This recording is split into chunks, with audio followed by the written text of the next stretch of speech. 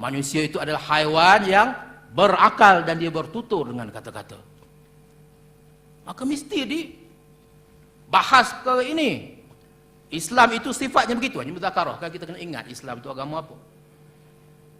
Jadi sebarang perkataan yang ada itu dijaga maknanya. Tak boleh dipinda sesuka hati. Tak boleh dikucar-kacirkan kefahaman orang nanti. Nanti kucar-kacir kefahaman seorang. Bila dah kucar-kacir, maka hilang lagi maksud yang asal. Sebab itu kita sangat jaga persoalan maksud, persoalan makna. Kita mengaji lughah supaya nak jaga makna. Baik, itu tentang diri kita, tentang agama kita dan tentang sikap kita terhadap bahasa. Sekarang ni sifat orang yang telah mencetuskan masalah kepada kita. Siapa? Nak kena kenal juga siapa. Kalau tidak kita jadi naif. Kita berhadapan dengan siapa ni? Wah, Islam siapa? Dekat sangat dengan kita. Baik sangat dia orang ni.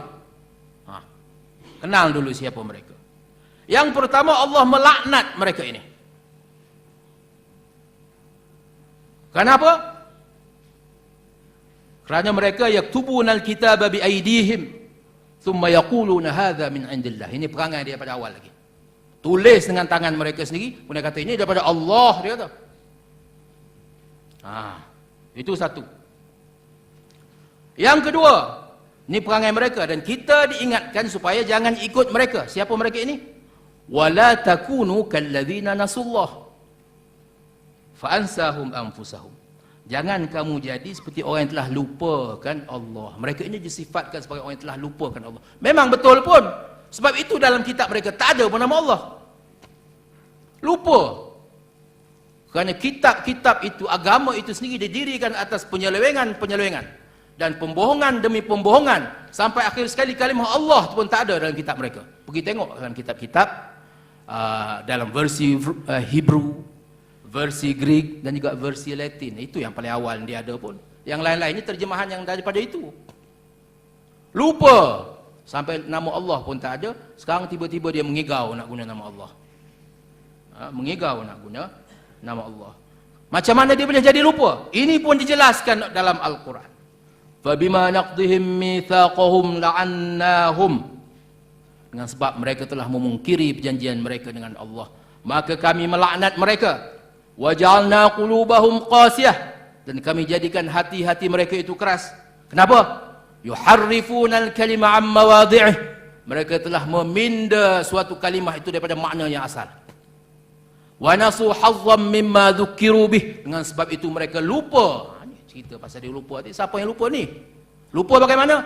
Kacau bilaukan kalimah itu yang bukan daripada maknanya, dimasukkan maknanya. Kalimah yang sepatutnya asal dibuang, diganti dengan kalimah lain. Ini perangai mereka.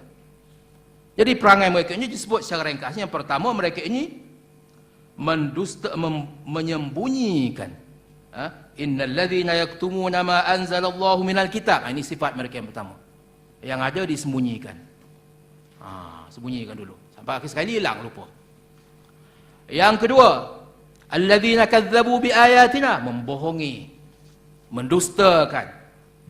Kemudian yang tiga, kalam Allah, thumma yuharrifunahu, menyelewengkan. Ini perangai orang yang kita hadapi sekarang ni. Jangan lupa, ini nak kena ada dalam kepala kita, dalam kita berhadapan dengan mereka. Itu orang yang kita hadapi. Sekarang ni, pokok persoalan yang mereka hamburkan kepada kita. Punca masalahnya apa? Mengenali persoalan. Persoalan pokok ialah makna kalimah Allah itu dalam bahasa Melayu. Itu persoalan pokoknya. Jadi, oleh kerana isu ini berkait dengan penggunaan, saya tulis muka surat 3 itu. Berkait dengan penggunaan kalimah Allah secara khusus dalam bahasa Melayu. Maka bagaimana kalimah itu difahami dan digunakan oleh orang Melayu adalah perkara paling utama dan mesti diambil kira. Setuju ke tidak? Dia kata nak guna bahasa Melayu. Baik, kamu nak guna bahasa Melayu, ikut kaedah, ikut sebagaimana yang diterima dalam bahasa Melayu.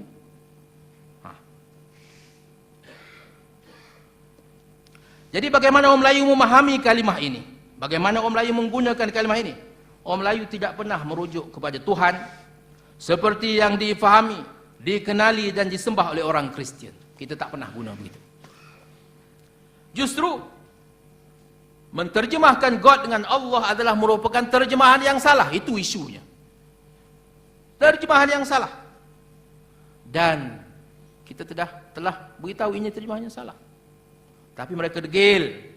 Jadi kedegilan mereka mahu menggunakan juga kalimah Allah. Telah dilihat, sepatutnya dilihat sebagai penzahiran permusuhan terhadap agama Islam. Melalui serangan terhadap keutuhan bahasa Melayu itu sendiri sebagai bahasa Islam. Kita kena lihat begitu. Pasal kita dah kenal dah perangai pokok-pokoknya ni. Jadi kalau kata itu hak mereka, kita kata ini salah, ini bukan hak mereka. Kerana hak menggunakan satu kalimah hanya sah apabila hakikat yang dirujuk oleh kalimah itu tidak lain daripada hakikat yang dimaksudkan oleh kalimah itu. Macam mana dia kata dia berhak? Jadi menterjemahkan God sebagai Allah bukan semata-mata melibatkan perkataan, pertukaran perkataan. Ada orang kata ini isu berebut kalimah. Dia ingat menjadi benda macam budak-budak punya hal. Berebut kalimah. Ada orang panggil saya nak pergi forum, kata isu kalimah Allah siapa yang punya. Macam budak-budak berebut permainan. Ini masalah bahasa ini berkait dengan akal fikiran. Jadi saya ingin memetik di sini kata-kata Profesor Said Manaqib Al-Attas, bahasa membayangkan hakikat kewujudan. Jadi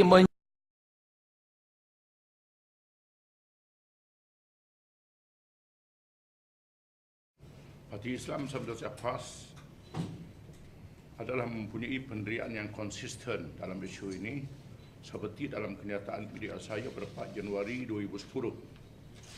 Dan saya juga telah mengemukakan kertas kajian dalam seminar anjuran Institut Kepahaman Islam IKIM pada tahun 2010 yang telah diterbitkan sebagai buku kecil yang bertajuk Allah, Kalimah yang Benar, Tujuan yang Salah pada bulan Januari 2010 yang lalu. Kalimah Allah adalah satu perkataan yang mengikut maksud asal bahasa Al-Quran. Dia sahaja Tuhan yang Maha Esa adalah tidak boleh diterjemahkan ke dalam mana-mana bahasa secara tepat. Kalimah Allah tidak wajar disalahguna oleh pihak lain terhadap masyarakat Islam sehingga menimbulkan kekeliruan. Oleh itu penganut Islam berbagai bangsa tetap menyebut perkataan Allah tanpa terjemahan apabila menterjemahkan Al-Quran dalam bahasa masing-masing dan ketika beribadat. Walau bagaimanapun, Islam tidak menghalang penganut agama lain menggunakan kalimah Allah dalam amalan mereka, walaupun tidak mencapai maksud asal bahasa Al-Quran. Al-Quran sendiri menyebut apa hubungan dengan perkara ini, iaitulah ayat dalam surah Al-Imran 64. Katakanlah wahai Muhammad, wahai ahli kitab, marilah kepada satu kalimah yang bersamaan antara kami dengan kamu, iaitu kita semua tidak menyembah malaikat Allah, memakai perkataan Allah, dan kita tidak sekutukan dengannya sesuatu jua pun, dan jangan pula sebahagian dari kita mengambil akan sebahagian yang lain para padri, sami dan pemimpin-pemimpin untuk dijadikan orang-orang yang dipuja dan didewa-dewakan selain dari Allah. PAS merasa sangat kesal terhadap UMNO yang mewakili pihak Melayu dalam Islam dalam Barisan Nasional yang memerintah negara kerana menjadikan kalimah Allah sebagai satu isu yang dipolemikkan sebebas-bebasnya oleh pihak media arus perdana dalam kempen politik pilihan raya, tanpa peduli terhadap salah faham dan ketegangan penduduk berbagai agama dalam masyarakat majmuk. Adakah di perkataan kalimah Allah ini boleh digunakan di semenanjung dengan Sabah dan Sarawak, termasuk membaca bahasa Melayu? Itu kena tanya kerajaan, kita bukan kerajaan. Kenyataan tu dia jelas, yang lain pelaksanaannya. Tanya UMNO. Ya.